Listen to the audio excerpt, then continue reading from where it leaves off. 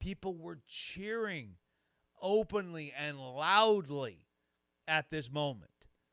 And then Dooku fires his Force lightning, and Yoda deflects it with his hand. The only person I've ever seen in Star Wars, and I don't know if there's any other medium where we've seen this, but the only person to deflect it with his bare hand. And then he does it again, and Yoda this time doesn't just deflect it. He absorbs it.